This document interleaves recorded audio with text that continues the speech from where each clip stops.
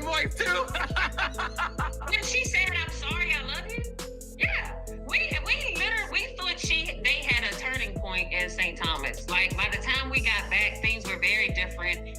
Than the energy, Destiny had by the time we got back was different than what we thought we saw while we were there. In a moment that left fans absolutely speechless, Kimmi Scott has officially decided to end her marriage to Maurice Scott, and this time, there's no turning back. The woman who once fought so hard to protect her husband's image and keep their family together is now standing on her own, stronger than ever, with a message that's impossible to ignore. For years, Kimmi carried the emotional weight of their relationship with grace, patience, and quiet strength. But now, she's done protecting a man who never truly protected her. In one bold move, Kimmi didn't just file for divorce. She shattered the perfect picture Maurice tried so hard to maintain. I think some of the stuff needs to be addressed. Like all that extra behind the scene talking with your friends and all that, and you can't say it to a person. Yeah, that's like, yeah, you need to say it to them. What happened behind closed doors that made Kimmi walk away after years of love, loyalty, and sacrifice? How did a couple that once symbolized unity and respect turn into the center of one of the most heartbreaking breakups in reality TV history? Today, we're diving deep into the story behind Kimmi's final decision, how she went from a devoted wife fighting for her marriage to a woman reclaiming her power, her peace, and her life. Let's rewind to where it all began. When Love and Marriage Huntsville first premiered, Kimmi and Maurice were instantly seen as one of the show's most stable couples. Their relationship felt real, grounded, and mature compared to the chaos that surrounded other cast members. Kimmi, a nurse and real estate agent, brought warmth and wisdom to every scene, while Maurice, a lawyer and businessman, appeared as the calm, logical counterpart. Together, they seemed unstoppable, the couple that others could learn from. How you guys doing today? To be honest with you guys, we've kind of had a little rough start to the beginning of this week. I saw that Marceau went live yesterday, and he's sitting over there gloating and everything about some of the notoriety that he's gained because of the fight that happened on Love and Marriage Huntsville over the weekend. Even though it was kind of embarrassing, I wanted to be very clear about what actually happened during that fight and the events that led up to it. There's a lot that you guys didn't see. However, in the moment that I acted, I was acting to protect the situation, protect my brother from further harm. And what I will tell you is I wanted to really protect Dr. Adara Collins' work because Martell was going to slap the teeth out of his mouth. But behind the cameras, their love story was far from perfect. Fans began to notice subtle cracks long before they exploded into public view. Kimmi's natural kindness often came across as patience, but those who watched closely could see the quiet frustration growing in her eyes. She wanted emotional partnership, not just practical support. She wanted love that felt alive, not something she had to constantly fight for. Then came the hardest chapter of Kimmi's life, her breast cancer diagnosis. It was a moment that tested everything. While she faced surgery, treatment, and recovery, Kimmi still showed up for her husband, her son, and her career. I promise you, I told you before we started, we can't keep doing reunions without seeing all these wonderful behind the scenes, all these wonderful confessional comments that are made, because some of those need to be addressed. And some stuff, when we do the reunion early, we haven't seen half the stuff. People will see these clips and be like, "Ooh, they gonna eat Kimmi up the reunion." No, they not, because we didn't even know they said it, girl. No, they not. We need to be able to see all the stuff that people got to say when they not in your face. But as she fought for her life, many fans noticed that Maurice seemed emotionally absent. On screen, his reactions felt detached, as if he didn't fully understand the gravity of what his wife was going through. Kimmi needed comfort and empathy, but what she got instead was logic and surface-level reassurance. It wasn't just viewers who saw it. Kimmi felt it too. She started to speak up about her feelings more, calmly explaining that she didn't feel heard or supported. But every time she opened her heart, Maurice seemed to respond with explanations instead of emotion. He'd talk about work, schedules, or stress, anything but her pain. That emotional disconnect became impossible to ignore. I'm gonna protect my peace, but this has been on my heart. This has been weighing on my heart because I didn't know that this was a big deal. As time passed, Kimmi began to change. Her social media transformed from posts about her marriage to messages of healing, self-worth, and rediscovery. Gone were the playful couple pictures. In their place were quiet affirmations and solo moments. Fans cheered her on, seeing a woman choosing herself after years of giving so much to others. But what they didn't realize was that behind those calm captions was a storm building, one that would eventually destroy everything Maurice tried to preserve. Then came the whispers, rumors that Maurice's loyalty wasn't as solid as it seemed. At first, no one wanted to believe it, but when fans started spotting him out late at lounges and events, appearing a little too friendly with women who weren't Kimmi, the conversation shifted. The timing was suspicious. These sightings lined up almost exactly with the period when Kimmi started pulling back online. She didn't react publicly.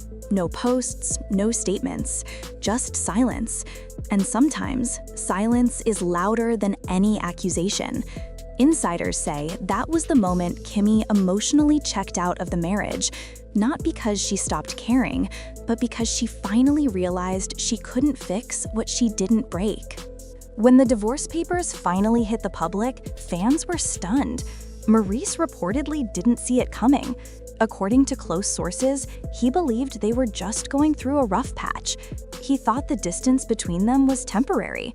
But Kimmi had already reached her breaking point. She had begged for change for too long, and when it never came, she stopped begging.